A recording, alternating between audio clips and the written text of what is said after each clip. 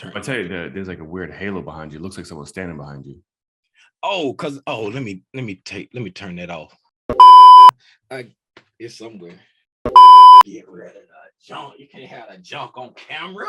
I know you were all prepared for Abby. Nice little background with the fireplace and stuff. You know what I'm saying? Come for trading a dummy, you just got a mess in the background. You don't even care. That's so disrespectful, man. So it drives me crazy. My ADD be acting up. there you go. All right, you ready? Yeah, ready. Let's do this. All right.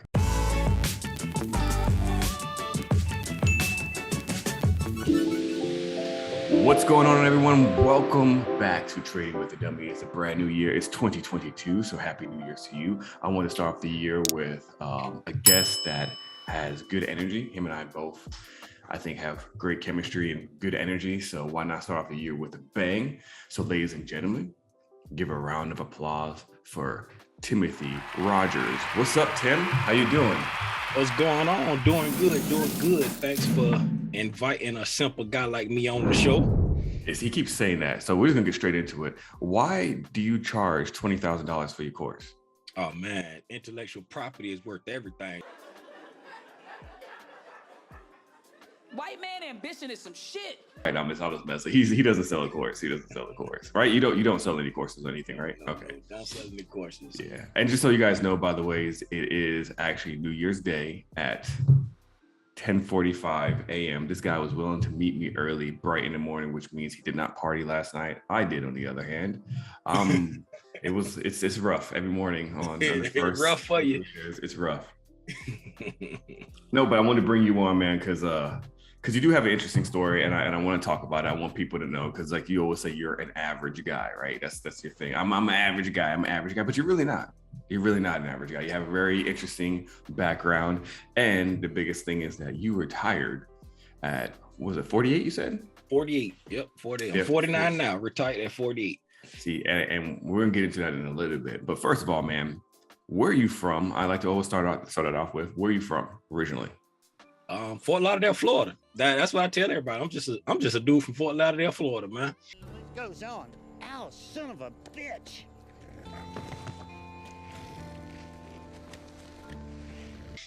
So you born never and raised left. in Fort Lauderdale, Florida. Man, okay. So, because I've heard your story. So Abby interviewed you a while back. So I know you went a little bit in your background and stuff. So I'm not going to dive too deep into it. But okay, so you're from Fort Lauderdale. You grew up in a huge household, small household, only child. What's the story? I got 3 brothers. My older brother, my younger brother, and my sister. We all have the same mother. And my second to youngest brother, Charles, he has a different mother.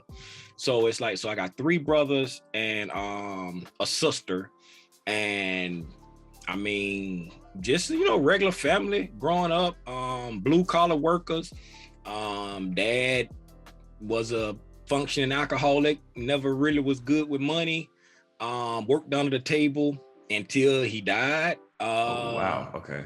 Yeah, just worked, never like had a tax paying job. He worked, under the table. Like, he was a carpenter. He was a very skilled man. He could build anything, but he worked under the table his whole life. My mom, the only job I remember her having was when she started working at a bank.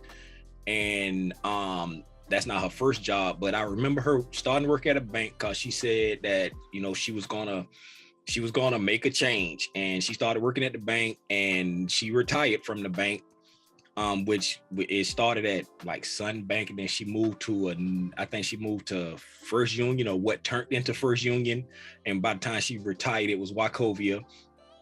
Then I joined the military in 1993, just trying to get out of Fort Lauderdale because, being a teenager to a young adult, just doing what you had to do to get by. And so I joined the military. And once I got out of the military, I didn't want to move back to Florida. So I took my last duty station was in Hinesville, Georgia, because I was like, I'll move to Georgia. And I was getting ready to get out. So I ended up in Hinesville, Georgia, got out, followed my job here to Columbus, when I followed my job here to Columbus, met my wife, 2 kids in a house later, this is where I stay. That's you're trying to rush past the past. I see there's some secrets there, so we're gonna dive into them. We're gonna get those secrets. Now, first I got you. So was financial literacy at all important to you guys growing up at all? Did your family talk to you about it at all? Your mom, your dad? The only thing my daddy really taught me about money was like, you know, he was the type of person where if he made $5, he was gonna save 2 and spend 3. And once he spent those 3, he was like, ain't no need to be hanging on to these 2 funky dollars and then spend the 2. So it's like financial literacy wasn't like a big thing. Like my mom, she did what she can do, but there was really she taught us how to write a checkbook because she worked at a bank. She taught us how to write a checkbook. She taught us a little bit about saves account, but as far as like preparing for the future, that wasn't a conversation that was in my household or my family. Okay. Wow. All right. Now I do want to touch on your military background there a little bit, because you and I both have been in the military. Yep. So that's very interesting, because I was shocking to hear what I learned from Abby was that you were in the military. So what branch did you join? I joined the Army. I was active Army, and I was in logistics. Army. I was in logistics. The lifeline to victory. So when I went to the recruiter, I just told him, I said, look here, man, I ain't trying to work outside, because when I was getting ready to join the military, I was delivering roofing material. I drove a truck. I had a CDL, so I was driving a truck. It wasn't combination. It was like just delivering roof material. I said, look, I ain't trying to work outside. I want to be inside where there's a lot of females. And so the recruiter, he snowed me. He told me, be a 92 Alpha. It's an automated logistics specialist. Man, when I tell you I was in the woods more than the law allowed. So I was in logistics, and once I got out of the military, I kept doing the same thing. The job I retired from, I was a computer system analyst, but I was working in the motor pool, in the maintenance, because that's what I worked in the maintenance field as a TAMS PLL clerk. I don't know if you know what that is, but it's a TAMS PLL clerk. Them people that work in the motor pool, they cut the job orders, they order the parts, everything that the mechanics work on. The TAMS PLL people, you order the parts, you track the downtime, you report like all the status of the unit's readiness. Like let them know if they ready to go to war, if not ready to go to war. You send all that information forward to like all the higher echelons. You know what I'm saying? You basically the brains of the maintenance arena. You know what I'm saying? So at what age did you join the military though? I joined at 21. Because I joined in 93. Yeah. Okay. So when you graduated from high school, you got your CDL license, drove for a while, and then you were just like, I need to get up out of here. No, I actually got my CDL like on a humbug. Like I was working at Echo Drugs. Is it still any Echo Drugs around? I was working at Echo Drugs, and for anybody who don't know what Echo Drugs is, like CVS, Rite Aid, CVS. Oh, okay, yeah, because you're saying Echo Drugs is like, oh, he's a drug dealer. You're a drug dealer. Like way of saying Echo Drugs. I worked at Echo Drugs, and I met a guy named Tyra. His name was Tyra, and he said he worked at a place called Bradco. And so I was looking for a different job, and I went through a temp agency, and lo and behold, I ended up getting sent to Bradco to be a helper. You know what I'm saying? So me and Tyra linked up. I rode on his truck with him as a helper, and then he talked to the people and was like, hey, this is a good guy, you know, can he get on? At the time I was 19 years old, and they was like, I don't know. And so Tyra helped me out, taught me how to drive the truck. I used to got my CDL license in Tyra's truck. We was out on a trip one day. We stopped by the place to do the driving test. And so I passed the test in his truck, and we went back to the boss. Was like, hey, he got his license. The boss was like, you kind of young, but I'm gonna take a chance on you for Tyra. And so I ended up getting hired, getting my own truck, you know, doing that. And then it's like, because of, you know, other activity, you know what I'm saying? Other Echo Drugs. What? other eco drugs activity. And so I went to the recruiter and was like, sign me up, because something happened where my older brother got set up. He got set up, and when the law enforcement were there, his wife at the time, because my phone was blowing up, and then when I answered the phone, she was like, your brother going to jail, and them people said we was looking for his brother in the red car, but he'll do. You know what I'm saying? And so that day, I went to the recruit officer like, hey, I want to go to the Army. You joined by trying to escape. and so, you know, that's how I ended up in the military. But once I got in the military, it was pretty cool. And what really took the wind out of my sails is because bad leadership. I had poor leadership in the military, and I think that's one of the reasons why I help people so much, because it's like once I became a sergeant, it's like my soldiers used to love me. I was hard, but I was fair. You know what I'm saying? I was real hard. I don't play the radio, but I was fair. And I think that's why I like helping people so much, because I had piss poor leadership in the military. It's like, it was terrible. But anyway. Yeah, unfortunately, that you do find that in the military, because like, as you know, like while you're in the military, as you move up rank, you start taking on leadership roles, right? But not everybody's meant to be a leader. Exactly. Therefore, you shouldn't just always put these people in positions just because they meet the qualifications or whatever. They need to actually show some sort of leadership. I had that same issue in the Air Force, man. Believe it or not, my first 4 years, piss poor leadership, man. There was one guy that believed in me, and he helped me out a lot. But I was trying to get out after the first 4 years, because I was like, this is not what I wanted to do. Not only that, I said it before in one of the stories, either when I got interviewed or something, but I joined the Air Force and ended up doing an Army mission in Iraq. And that's when I was like, I didn't sign up for the Army. I thought I was going to chair force. I thought I was going to be in the office somewhere just chilling. Yeah. No, man, I was doing all that convoy stuff, then kicking down the doors, towers. Like I hated it. I hated it. And I was like, man, the Army, they really do treat the people like crap, because we were in an Army facility. The equipment was terrible. The housing everything was terrible on the Army side, man. So that's why I'm surprised. My dad did the Army. He was in it for 15 years. So you only did 4 years. That was it? No, I did 8. I did. Oh, you did 8? It was a little over 8. It was little, and the reason why I didn't get out at 4 is because Calandra is actually my second wife. You know what I'm saying? Okay. I didn't do it right the first time. I screwed it up the first time. I didn't mess up the marriage. I just married the wrong person. I married.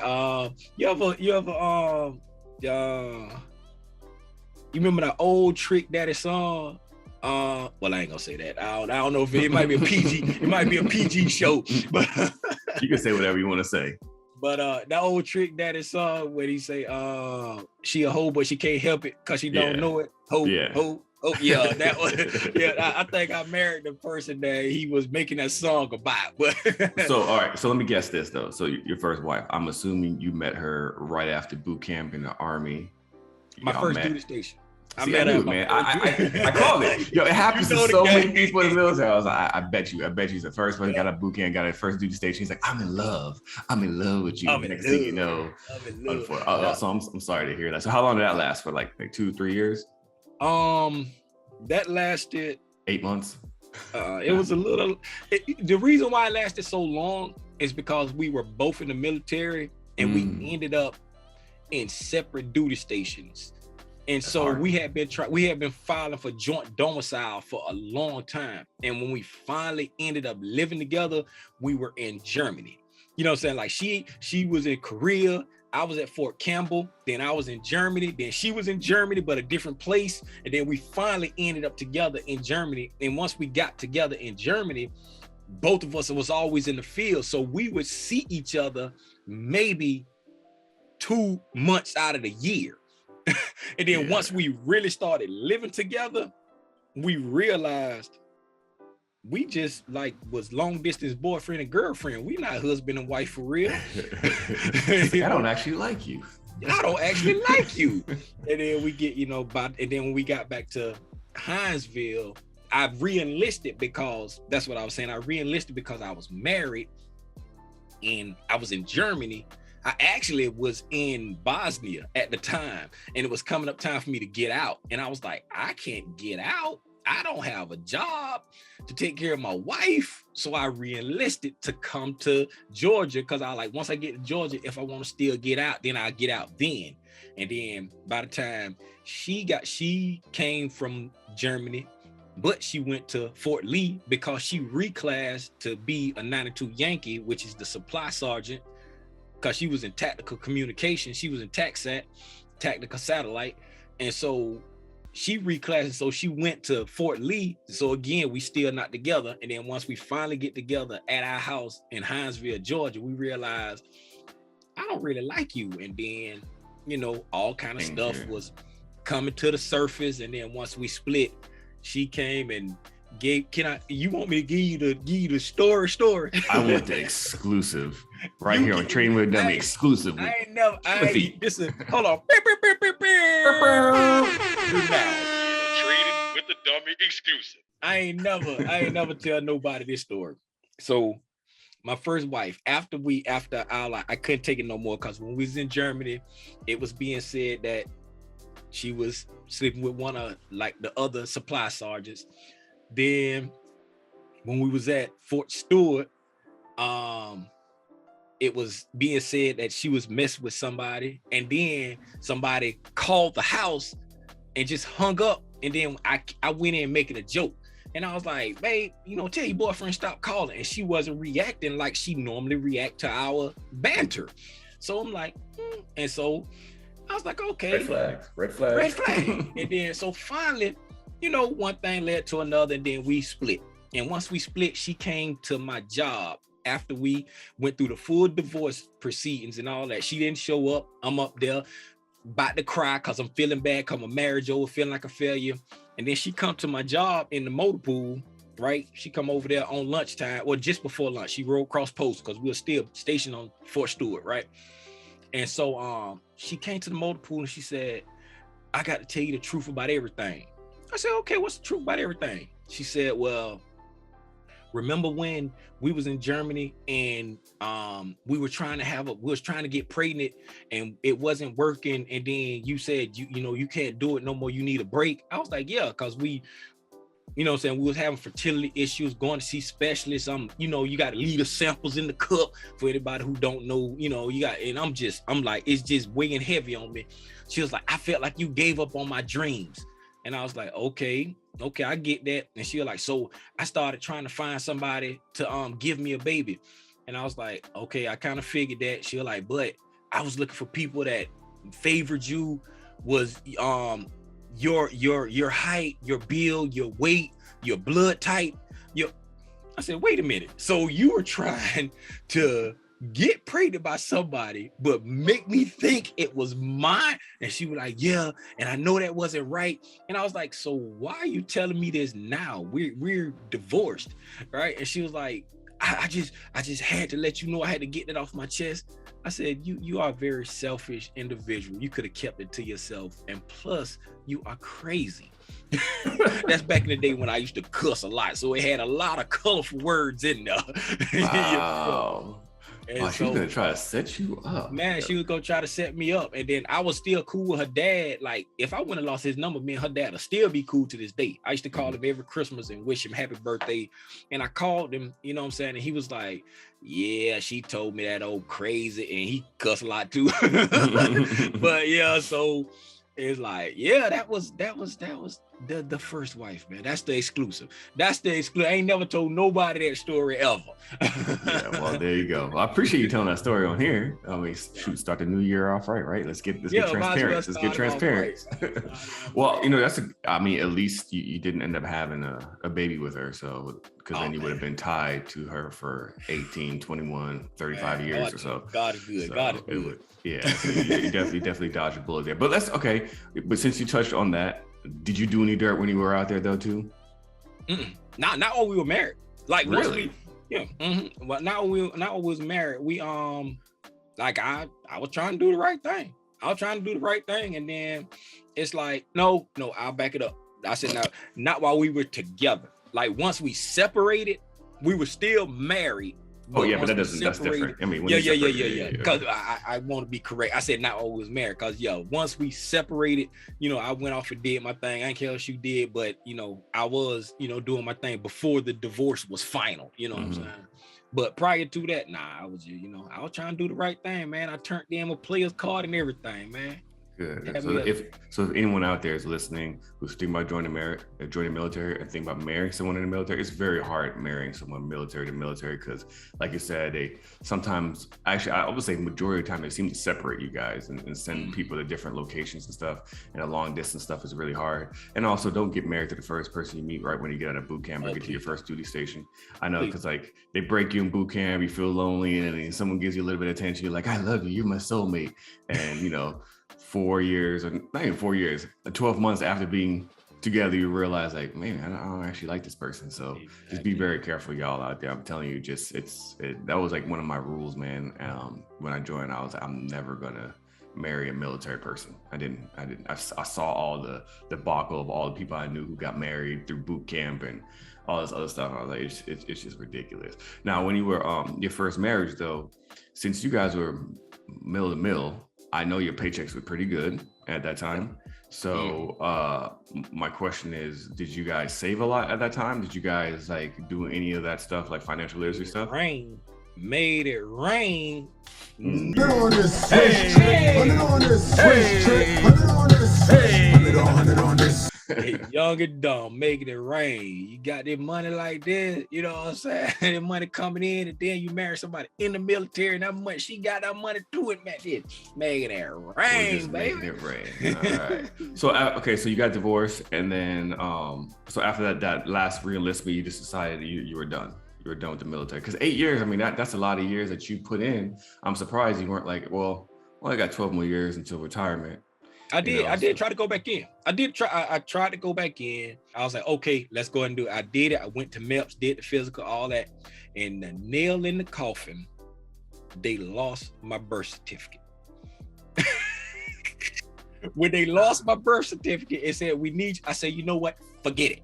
Now I remember why I got out. This is a reminder. It's all the signs right there. Yeah, all the signs was done. All the signs was done. And so I ended up not going back in. And thank goodness I did it because, I met my sweetie. You know what I'm saying? It is the love of my life. We got 2 handsome boys and life is great. Oh, that's beautiful. That's beautiful. And how long y'all been married? We've been married 14 years. 14 years. Okay. Yep, 14 years. All right, awesome. And then at that point, you guys just continued to work at your job where you were at, and then eventually just. Yeah, she still works. She works for Walmart Transportation. That's where she was working at. She had 2 jobs. She was working at Walmart Transportation at night, and then she was working out there on Fort Benning with us during the daytime, like in the morning. And so she left the job at Fort Benning and just was working Walmart, just exclusively Walmart, and then started moving up through the ranks. And now she's made it all the way up to operations manager now. And the plan now is for her to retire at 45. So I'm trying to figure out, because it sounds like you didn't grow up with financial literacy in your household. So I'm trying to figure out, how the hell did you retire early? Was it a Powerball? It was a Powerball, wasn't it? Nah, I wish it was. If it was the Powerball, oh man, if it was a Powerball.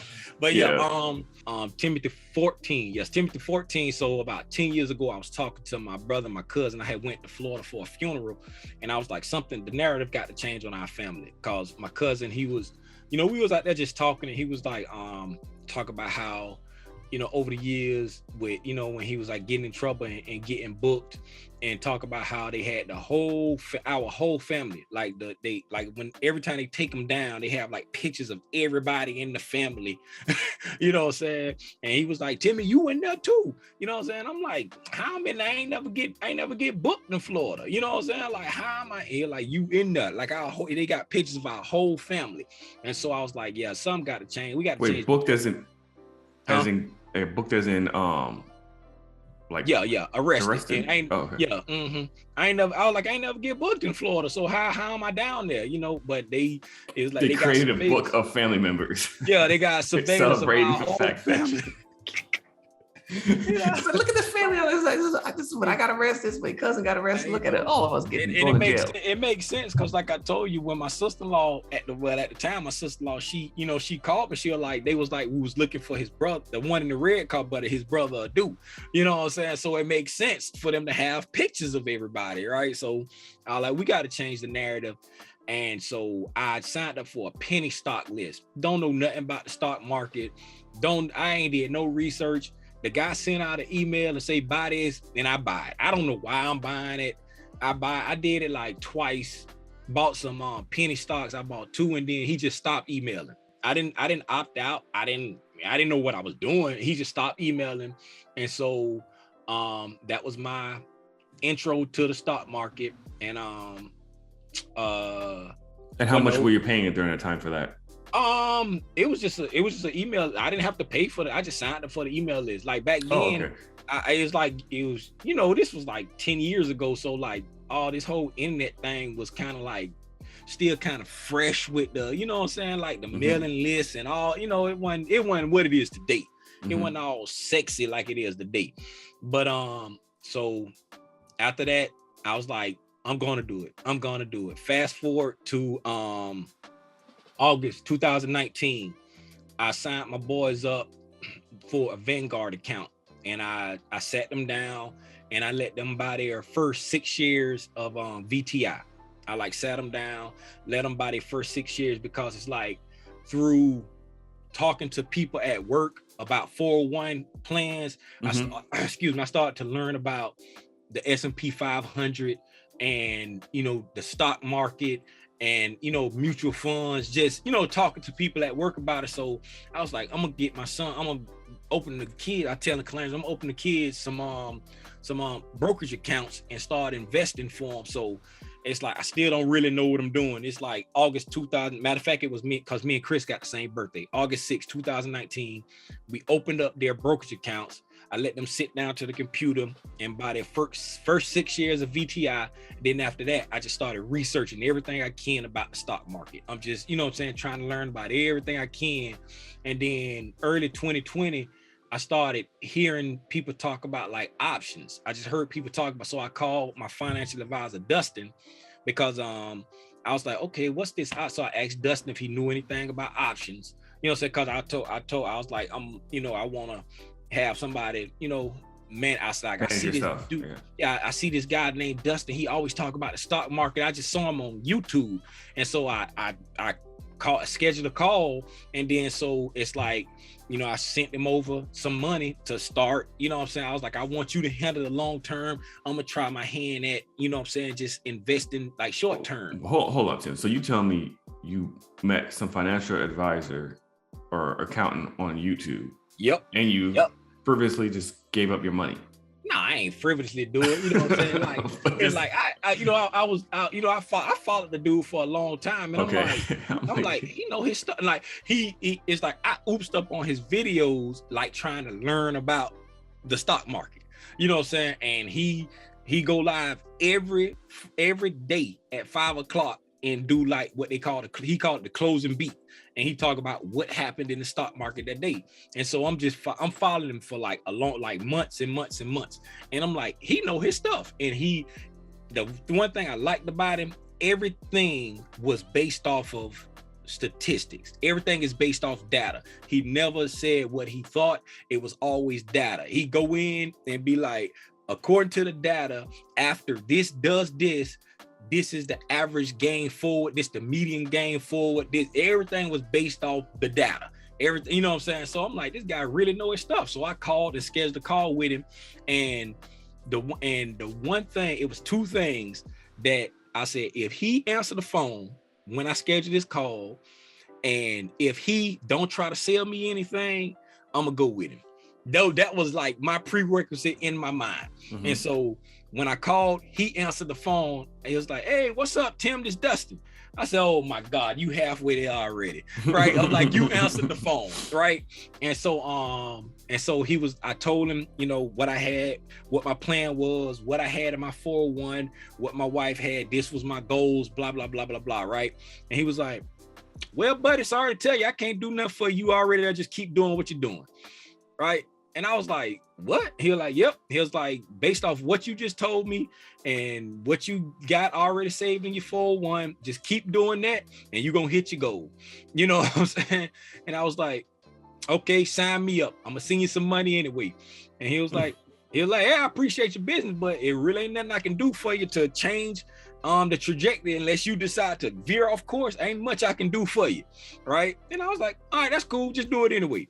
You know, and that's how you did not take that no for an answer. Yeah, and that's how he ended up being my financial advisor. And one of the best things I ever did, because like he's a teaching financial advisor. Like when you sign up with it, he have tools in the dojo where you can go in and like do some research, like I don't know if you ever seen me share the things where I can go in and say if XYZ ticker did this performance in these amount of days or this amount of time, what's the forward progression for the same amount of time, or what's the forward progression for the next 3 months or the next week? You know what I'm saying? I can go in and put a ticker and say SPY did this, and it's tools and stuff that he gives to the clients so that you can, you know what I'm saying, do it on your own. He educates you. Yeah, he educates you to be able to do it on your own. All the stuff that the big boys have access to, he give it to us little people. And so that's one thing I like about him. But where was I? You were saying you gave, because we're trying to explain how you end up retiring so early. So he said basically he couldn't really do much for you. Okay, you took no as an answer. You did not take no as an answer, and you just ended up sending him money. So what did he end up doing? Yeah. So the boys, I was at the boys. I opened the boys account, and then I'm just deep diving into everything I can about the stock market. And then I'm still like a novice to it, because when I'm trying to learn something, I go deep on it, right? So I'm not really paying attention to the landscape. I'm not paying attention that we're at the COVID crash. You know what I'm saying? Because I'm still learning, so I'm not watching the market, right? And so once I researched, I want to say Marriott, Discover Financial, Wynn, the casino, and it was because it was 4 stocks. I can't remember what the fourth one was. It was 4 stocks. I bought some shares of 4 companies on March 30th, 2020, right? And I'm still trying to learn about options. Dustin had turned me on to these guys at Tasty Trades, and they, so they nice, but their style is not my style. They're more of premium sellers, you know what I'm saying? And in order to sell premium, you either got to have the shares or you got to use like a margin account. You know what I'm saying? And I don't like using margin. So I was like, that ain't gonna work for me. And so then I oopsed up EYL. I oopsed up on EYL, and I used to watch them, and I saw Wall Street Trapper on there. And I was like, so I started, watching their video. I'm like, hey, these dudes here pretty cool. I'm watching their stuff, you know what I'm saying? And I could relate to Wall Street Trapper because I'm like, this dude sound like me. So that's why I really started. I never bought any of his courses, anything like that, but I used to just follow him and watch him because I'm like, I can relate to this. And then I started watching Market Mondays. Right, they started having Market Mondays, and I would see, and it was like Ian Dunlap on there, right? And I would always see this guy super chatting all of this money, and it had like people putting all these little Batman wings in there, like the Dark Knight in the building, you know what I'm saying? And so, and then fast forward to like August 2020, I oopsed up on the Come Up series, right? And then while looking at it, I said, wait a minute, this is the same guy.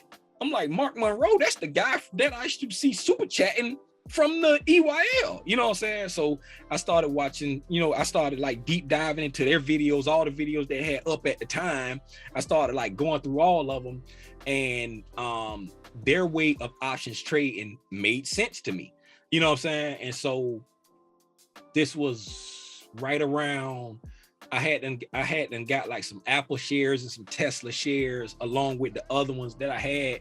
And then in September 30th, 2020, it's like I bought my first options leap. It was like a XLK 130. I was right? in that one. And then I around October, I realized I jumped the gun and got in too early. Like I was just impatient because I'm still learning. I said, okay, Just pull the trigger. I didn't. Because I thought, you know what I'm saying, I got it on the retest, but I didn't get it on the retest. It had another retest on me.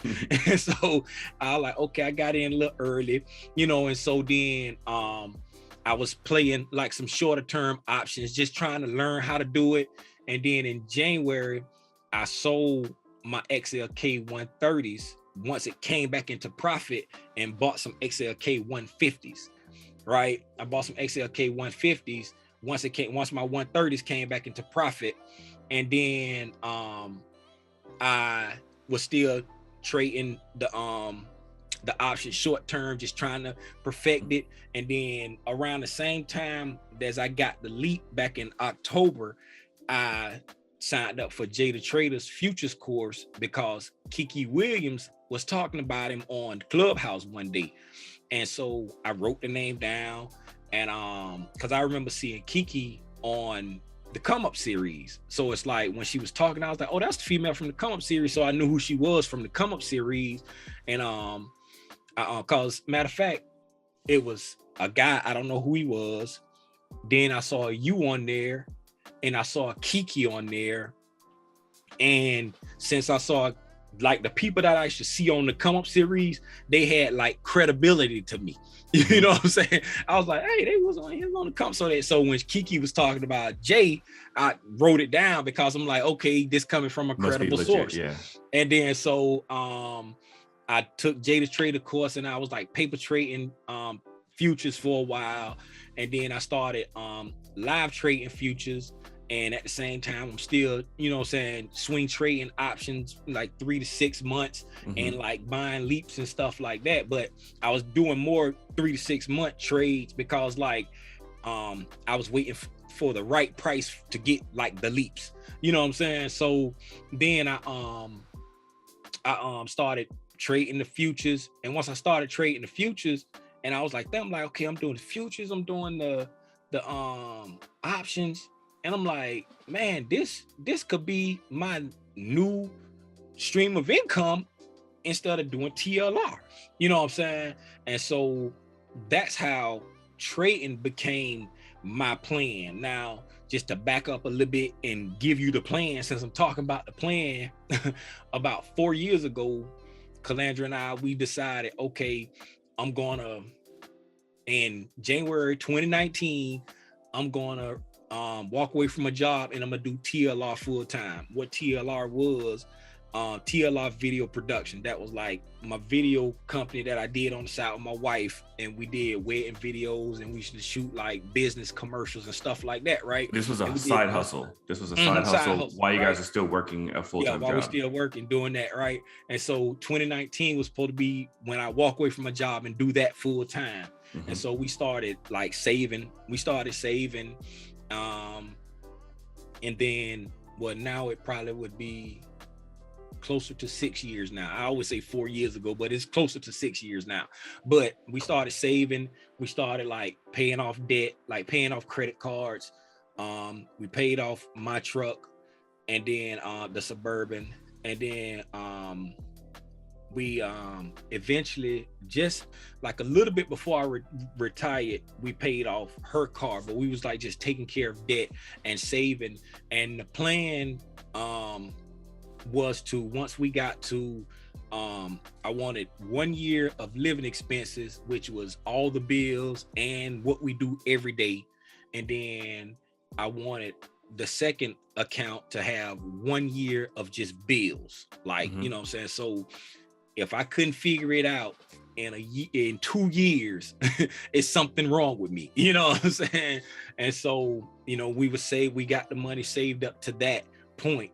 And then but I kept kicking the can down the road, because it's like with the TLR, it's like, you know what I'm saying, it's seasonal. It's not you know what I'm saying? I'm not making money every day. It's like, you know, I may shoot a wedding a month or I may shoot 2 weddings this month. Then I might not shoot a wedding for like 3 months. And then, you know what I'm saying? I might shoot 2 commercials and then don't shoot no more commercials for 6 months. So it's like really it's everywhere. But let's be clear though. I want people to understand. So a wedding photographer gets paid a lot of money. I don't know what you were charging during that time, but I'm sure it was a couple grand.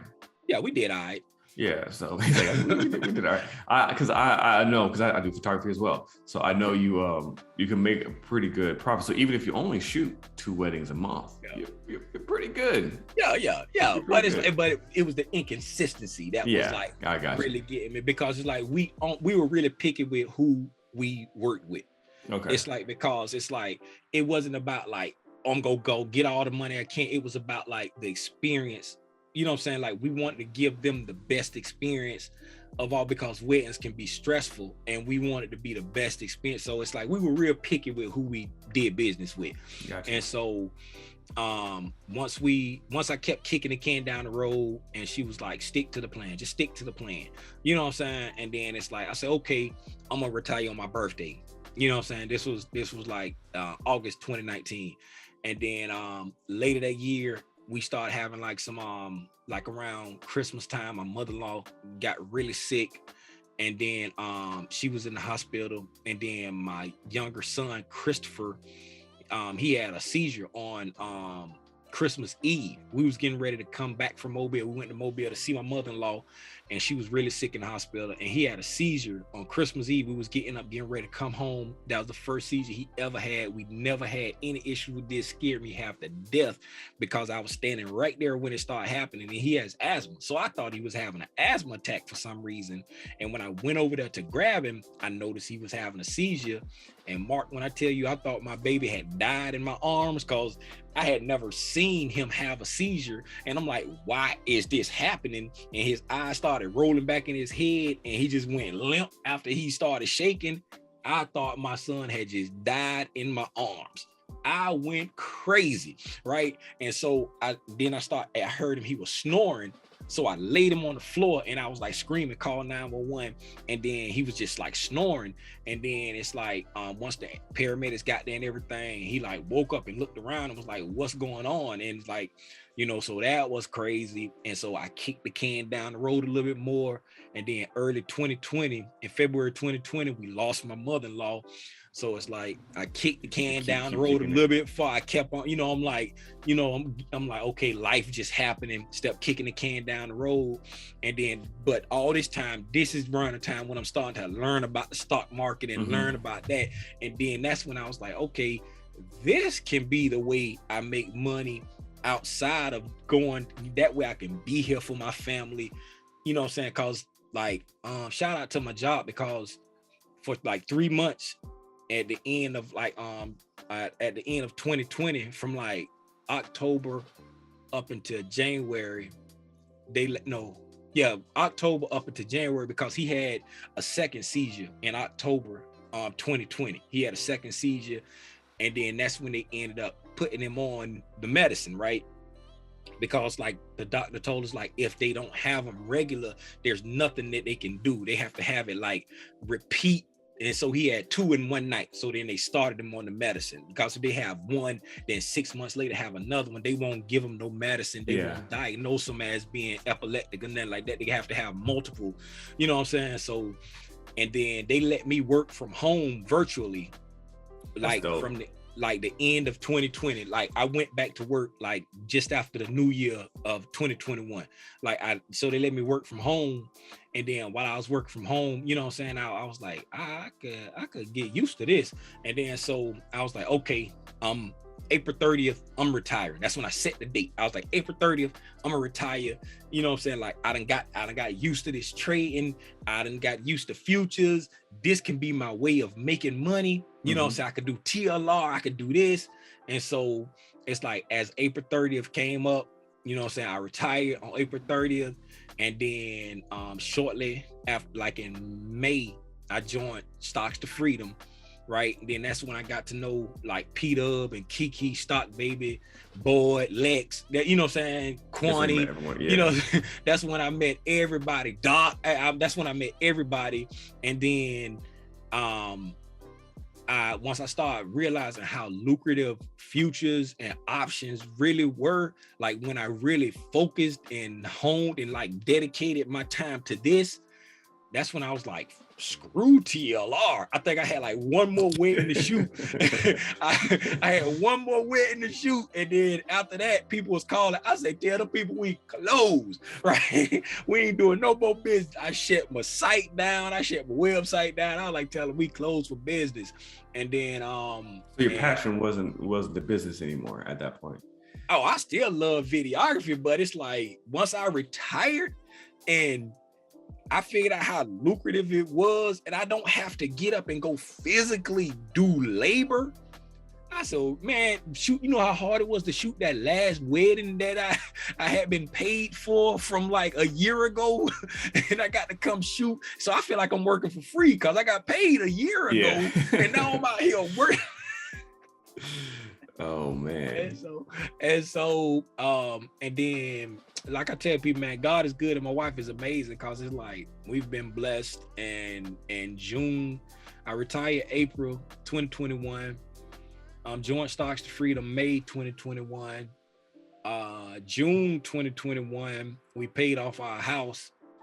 So was that just some saving money, or was that like from saving, investing, like a combination of everything, and more so investing, but saving, investing, because it's like the money that we had saved beforehand, it's like not what investing. It was from investing because the money we had saved beforehand was still just sitting in it, like just sitting in a savings account and stuff. And you were like, you start getting that mentality, like I need the money to work for me. So that's when you started investing. So I started investing, and now I really only have like a small portion of money that's sitting in a savings account, like emergency. I think it last time, let me see. When I looked over there, I only got like 15,000 sitting in a savings account.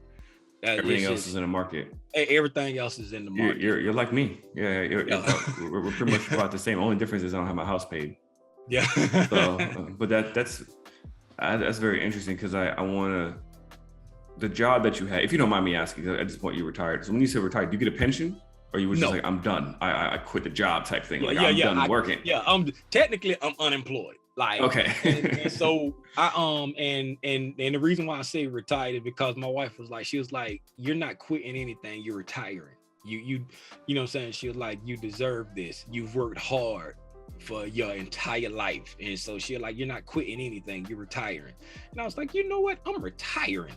You know? Yeah. Now, would you have gotten a pension had you done like 30 years or whatever from them? I was a contractor, so it's like, so it's whatever.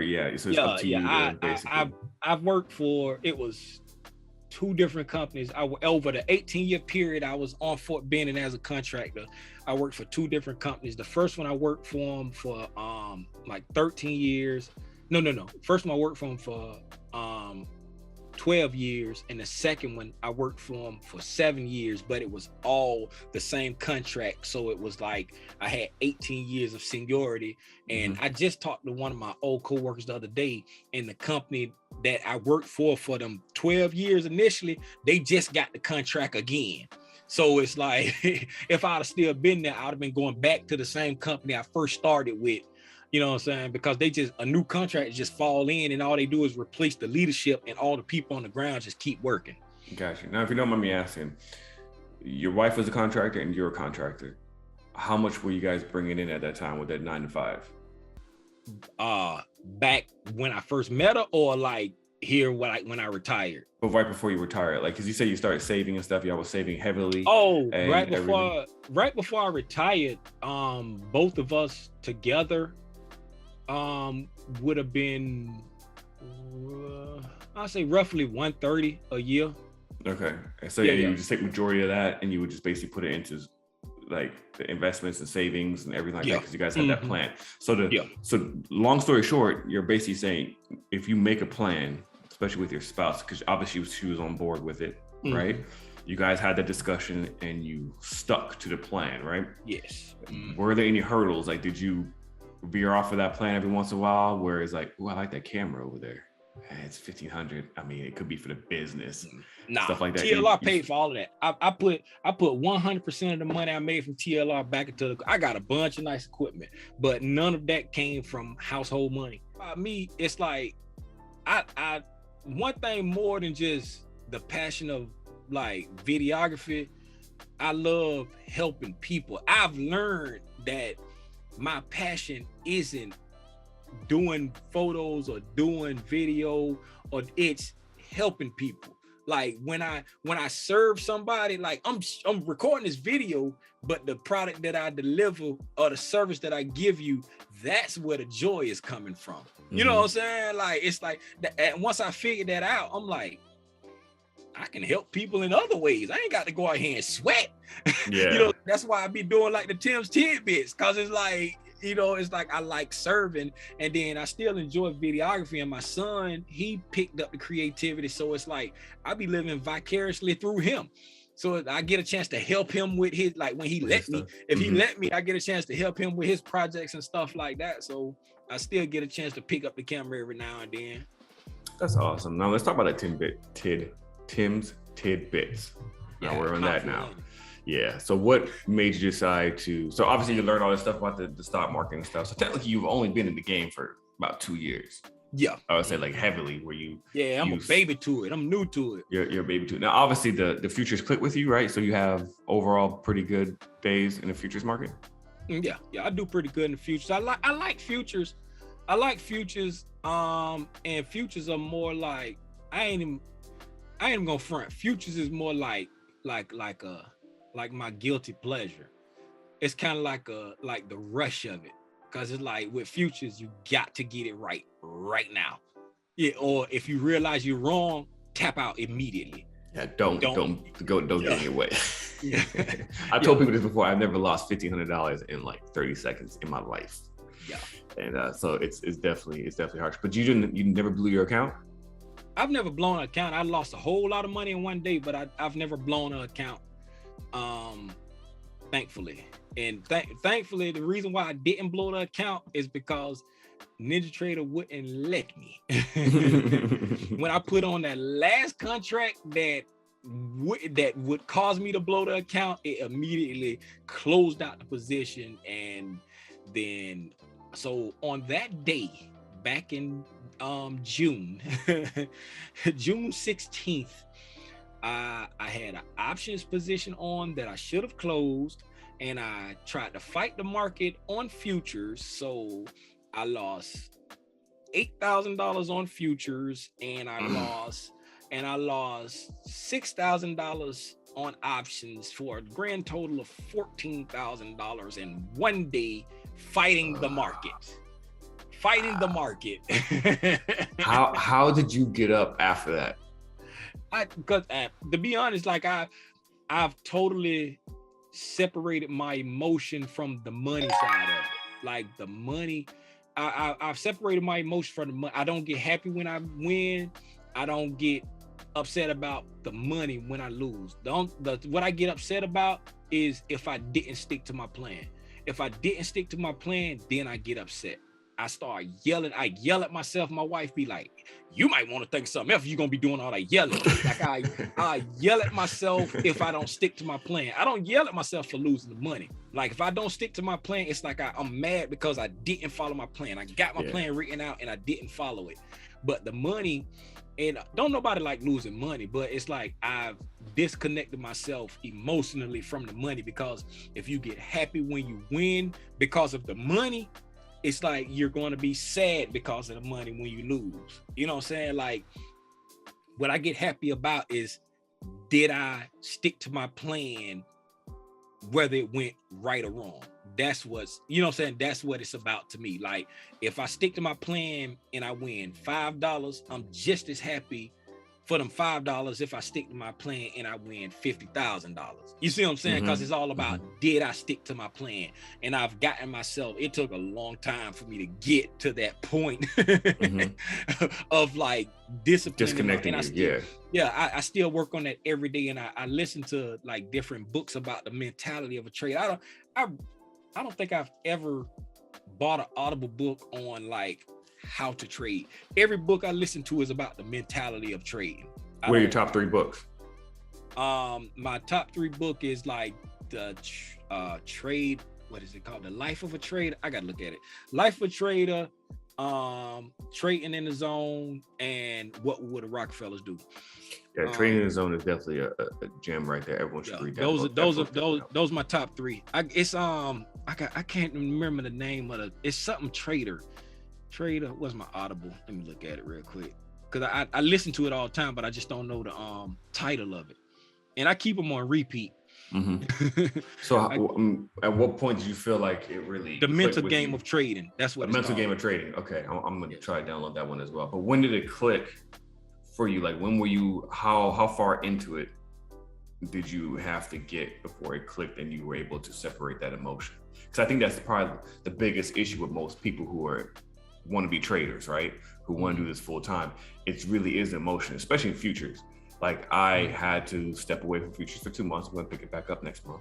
But I realized it got to the point where I would have a bunch of good winning days, but I had one bad day. And when I have a bad day, I don't technically revenge trade, but I revenge trade. I'm not gonna lie. I probably revenge trade. I get angry and I end up actually losing a lot of money, and then I get mad and I'm like, maybe I shouldn't be doing this and stuff, because obviously I'm not built for it.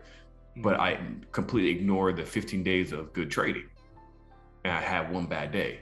But it's like you said, I think it's because I have a plan, and when I get off of that plan, I get upset, and then you kind of go down this crackhead road where you just start doing ridiculous stuff, get more contracts, try to jump in when you shouldn't jump in, stuff like that. But I realized with the options, when I switched over to doing weekly options, which, by the way, shout out to Kiki, that's when I really started taking it serious, was when I was reviewing S2F, where you and I got cool. But that's where I would say, I was like, maybe I could try this option way, and then I end up going into OTB Clubhouse, and it really clicked for me there. And I don't have that same emotion. So if I lose on trade, it's whatever.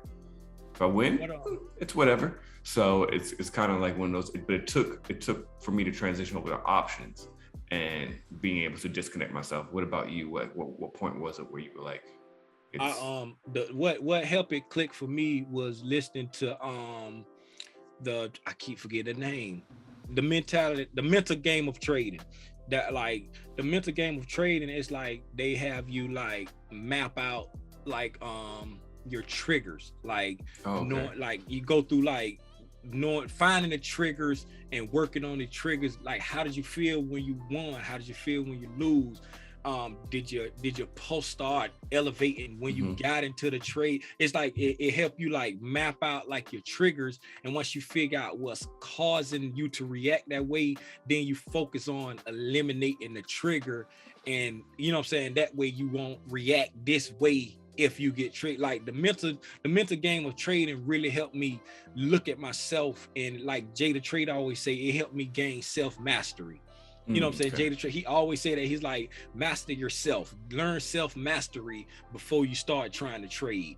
And that be like my advice to people, because it never really clicked with me when he used to say that until I started listening to the book, The Mental Game of Trading.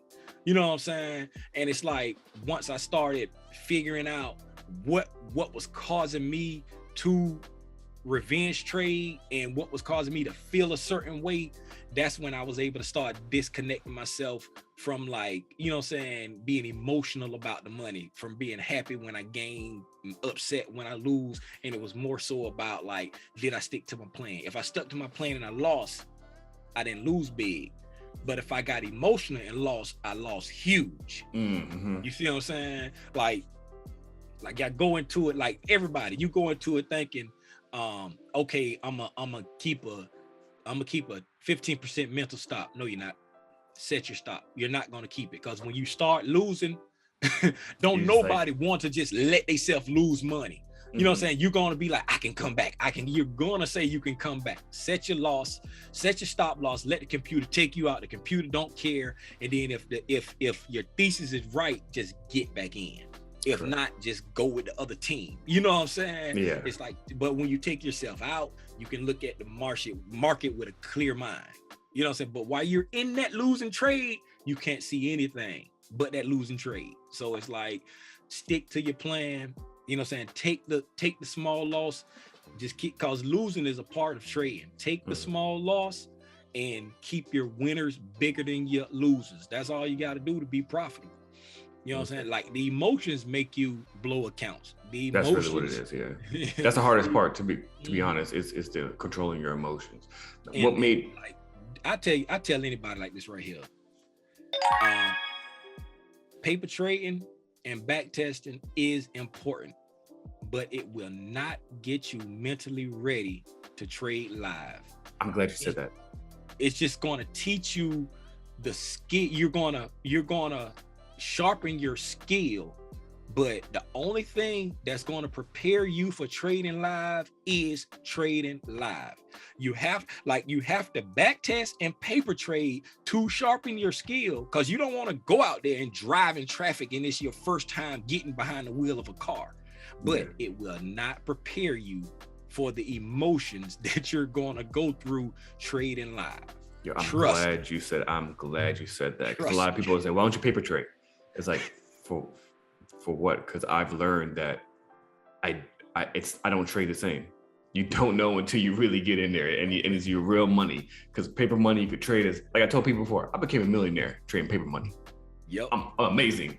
When I put my real money on there, whole different story. And it's because my emotions get in the way. So I have to definitely still work on that. And that's my goal for 2022 for sure, to work on my emotions a lot more. What made you decide to start doing the Tim's Tidbits though? So for one, I suggest you should do it on YouTube. That's just my personal opinion, so you could monetize and grow a subscriber base. But I know you do it on IG, which is awesome. But what made you decide to do that? Actually, I gave you unsolicited advice. You should do it on YouTube. Yeah, actually, it was supposed to be Tim's Tidbit was supposed to be a segment on my YouTube channel about photography and videography education. That's what it was supposed to be. And because if you look at the trailer that I did for my YouTube channel talking about the adventures of Super Dad, I say something in there about the doing Tim's Tidbits I say something about Tim's Tidbits in there, and it was supposed to be photography and videography education, right? And then in February 2021, I did 7 Zooms with my friends and family, teaching them about the stock market, from opening a brokerage account all the way through risk management. I did 7 videos with them on Zoom, right? And then I posted those to my Tim's Tidbit channel, playlist on YouTube. And we was doing it every Sunday. And it was called Tim's Tidbit, Our Investing Journey. And matter of fact, I'm looking at my Zoom thing now, and it says reoccurring meeting, Tim's Tidbit, Our Investing Journey. It's like, and we was doing it every Sunday, and that's why I started doing it, just to teach my it was just close friends and family who I was doing the videos with. And then I want to say a couple months ago, I don't remember exactly when, but I just started doing. I went live one day. I was going to Sam's Club. It was a Saturday, and I went live one day. I was sitting in my truck, and I was like, hey, I'm coming on. Just answer any questions. We're gonna do an impromptu Tim's Tidbits. And I just started doing it. And I said, hey, Bob, let's vote. Do y'all want to do these on Sundays, at 3? And I put up a poll, and like Sundays at 3 won. And then I just started doing it every Sunday at 3 o'clock. But it initially started with teaching my friends and family about the stock market. That's what it started for. And now it's an official show on IG every single Sunday. Yeah, and you do it completely free too, so you have no intention on charging. Do you sell anything? Yeah, You selling anything? This just my way of giving back. Like, I feel like if a guy from Fort Lauderdale, Florida can learn how to do this, anybody can learn how to do this. And everything you need to know about the stock market, you can find for absolutely free. Say that again, please. everything you need to know about the stock market, you can find for absolutely free. There's no reason, there's outside of somebody coming to me, which people always do, and I always say no. Outside of people come to me saying, hey, I'm just going to pay you to do this for me, I don't ever see myself charging anybody for this information, because you can find it for absolutely free. I tell people all the time, I treat my knowledge of the stock market, I treat it like the gospel. I share it with you for free. It's up to you to take advantage if you want to or not. You know what I'm saying? I'm not doing it for accolades. I'm just a dude from Fort Lauderdale, Florida. I learned something and I'm sharing it with people. I have no knock on anybody that charges for their, you know what I'm saying, they mental property, from the people that charge a little bit to the people that charge a lot. My only beef I have with people that charge is, don't get mad at me because I don't charge, because I'm not mad at you for charging. For example, if you go buy a coffee maker from Walmart for $30, right? You don't expect to go to a high-end store and buy that exact same coffee maker for $3,000.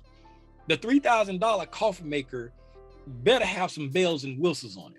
So when you go spend $3,000 or more for a course, and it's the exact same thing that you got for $99, it's the exact same or subpar to it, you like, wait a minute, why did I just give you $4,000? Yeah. Why not you told me the same thing this guy over here said for free, and I just gave you $4,000 for this.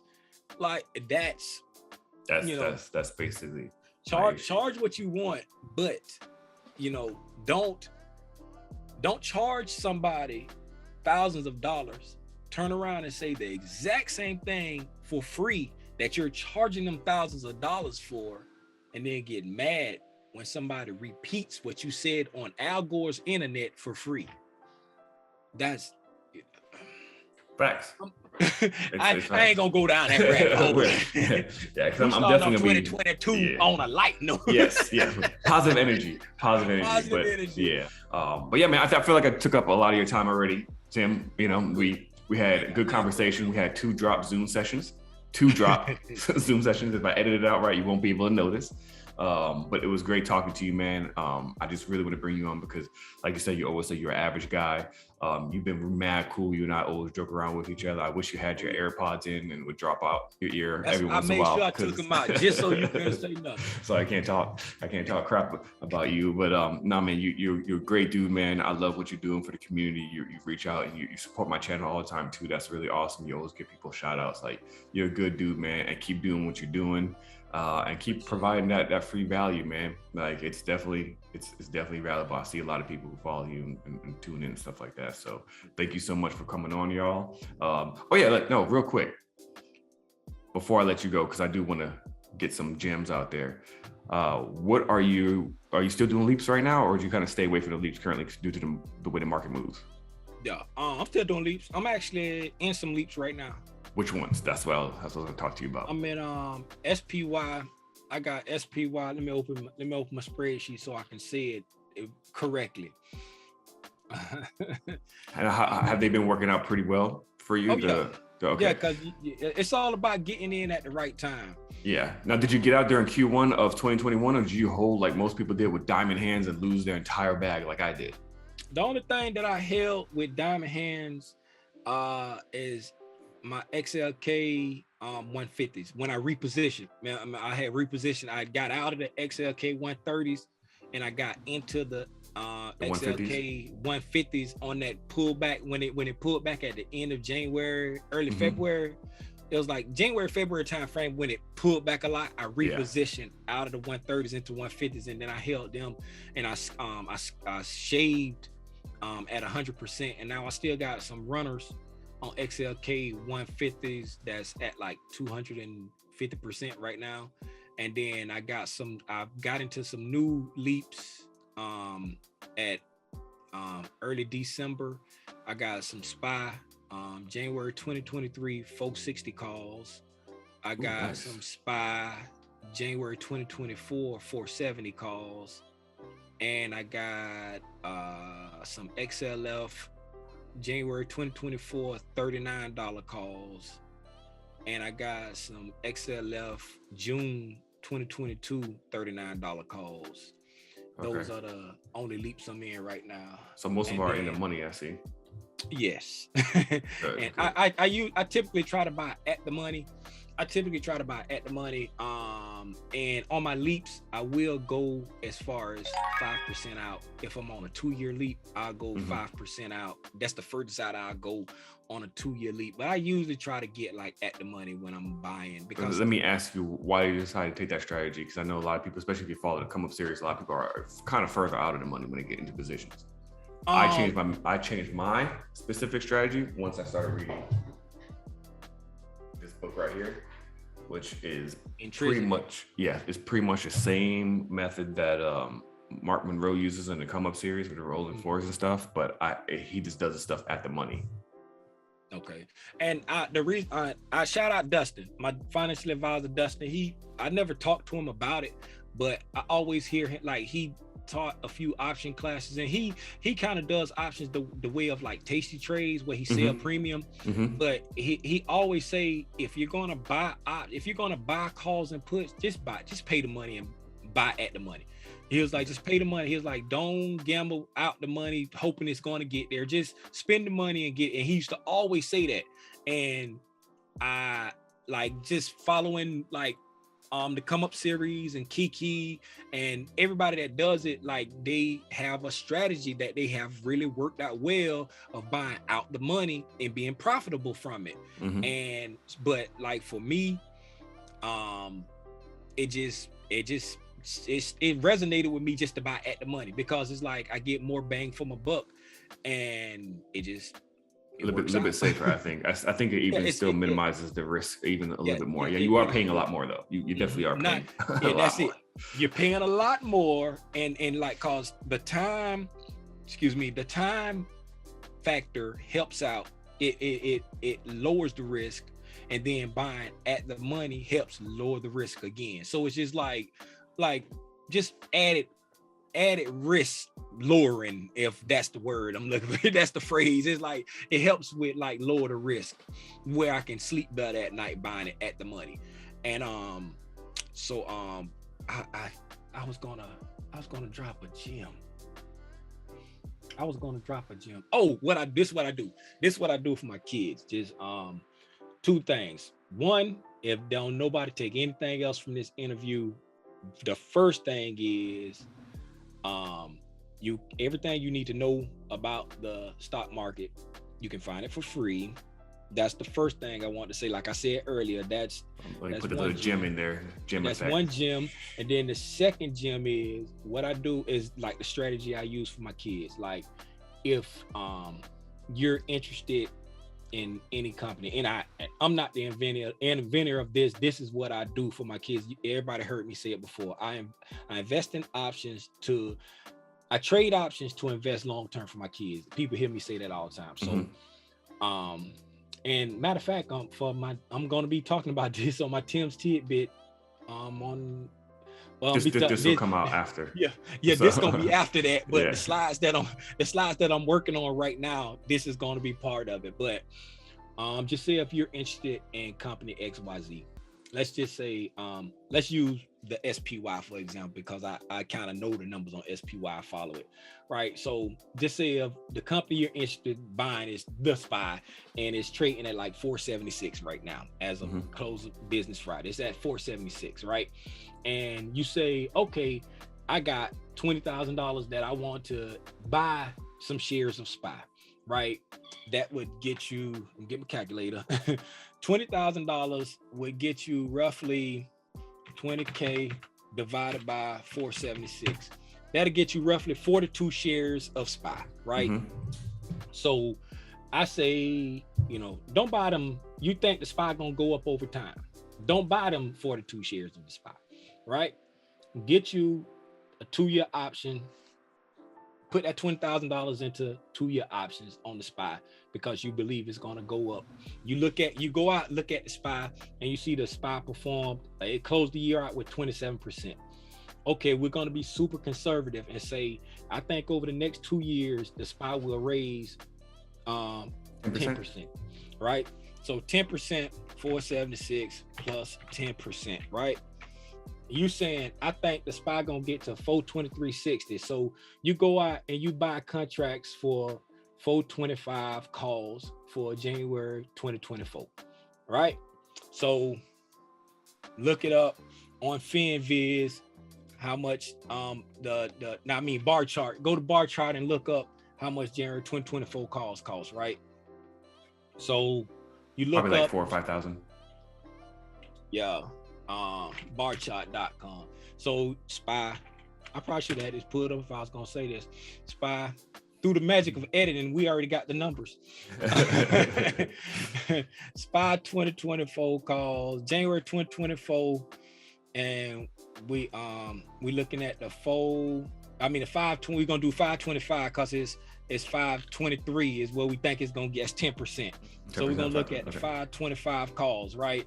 So look at the 525 calls, and right now the 525 calls, the last price they went for 1,300. 3070. Oh, 3070. Right? Oh, that's way 3070. So let's just say wow. 3,000. Okay, right? 3,000. Mm-hmm. So 20,000 divided by 3,000. Right? You can get 6 contracts. You get 6 contracts for $20,000. Roughly, roughly $20,000. So you buy 6 contracts, right? And you think it's going to move 10%, right? Now, let's just say conservative, because you're getting it for 2 years. Mm-hmm. Let's just say it did 27% this year, right? And let's just say conservative, it does 10% over the next 2 years, right? So from where it is today, and we go up 20%, let's just go up 20%. I'm looking at my bar chart right now. We go up 20% from where it is today, SPY, 20% a year. And let's say it go up. I can't get this thing to act right. We go over the time, that's 10%. If I get my thing that right, there it is. Now it's acting right. Okay, so we're gonna go up. Let's just say it do 12% a year, because we wanted to do 10% in 1 year. We're gonna do 12% a year, so I'm gonna go up 24%, right? Over 2 years. That's because it went up 27% in 1 year. So we're gonna do 12% over the next 2 years. So 24% is gonna put us at roughly 590. It say like 590 and some change, right? So we buy, so that's 470, right?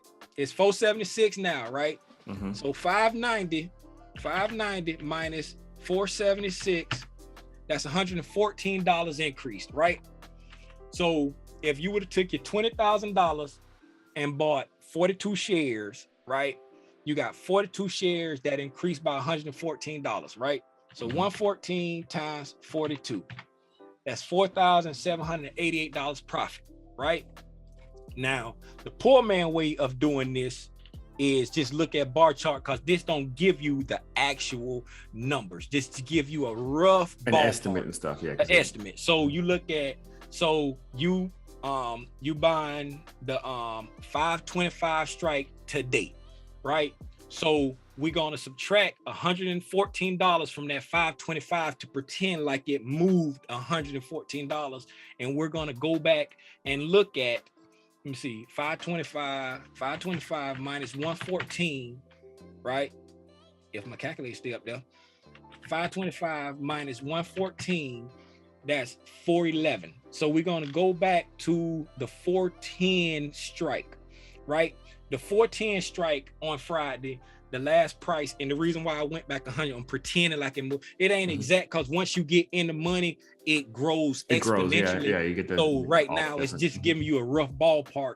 So it was at 98.95. So we're gonna go with just 98. We're gonna knock out, because we knocked off the change on the other one. So we're gonna go with 98, right? So you got 6 contracts at 98.95 at expiration, right? So 6 times 9,800, right? That's $58,800, right? Which is your 6 contracts are worth $58,800, right? You started with 20,000, and now you got 58,800, right? Because you wanted to buy 42 shares of SPY stock, right? So now, instead of just closing your position, you exercise 1 contract, right? So now you got $58,800. Your strike was 525, right? So 525 times 100 shares is $52,500. Now you got enough money to buy 100 shares with extra profit left over. Because 58,800 minus 52,500, because you got to, when you exercise your option, your strike price was 525. So they have to sell you those shares at $525.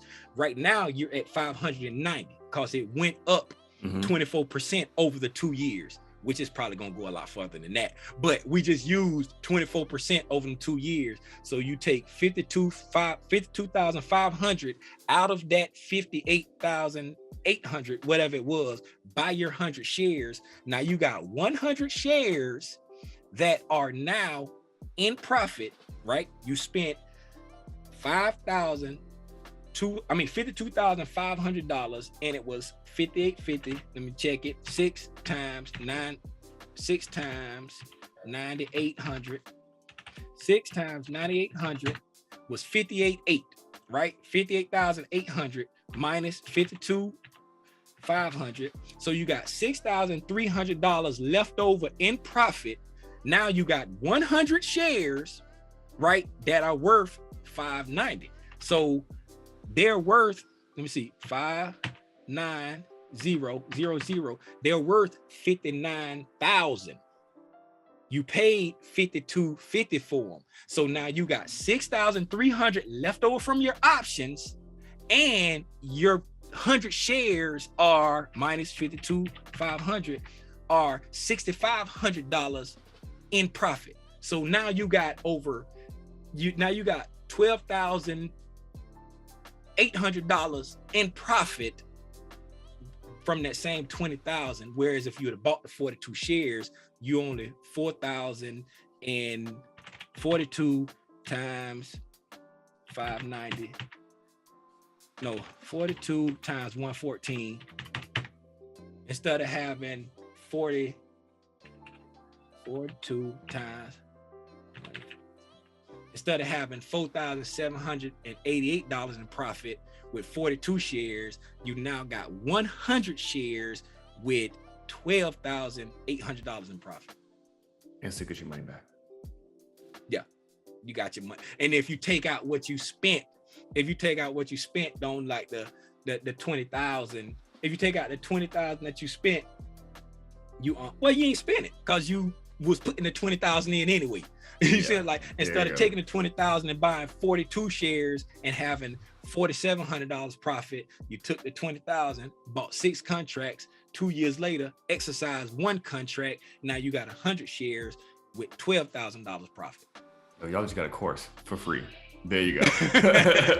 I'm not gonna lie to you. I'm sitting there looking at you throwing a lot of numbers around. I'm not very good at numbers. When I was in Mark's Matrix on like the day one, he was asking some questions with number. I'm trying to calculate. I was like, am I the slow one? I'm definitely the slow one when it comes to doing any calculations. Matter of fact, that's gonna be that's your plan for 2022. That's gonna be in my in one of my things that I put out on my Tim's Tidbit tomorrow, like how I trade options to invest long term for my kids. And and since I just went through that with the spy is gonna be my example. I'm gonna put that in my slides. I was just going through that, doing it live on the thing there, but I'm gonna put it in my slides. So Tidbits.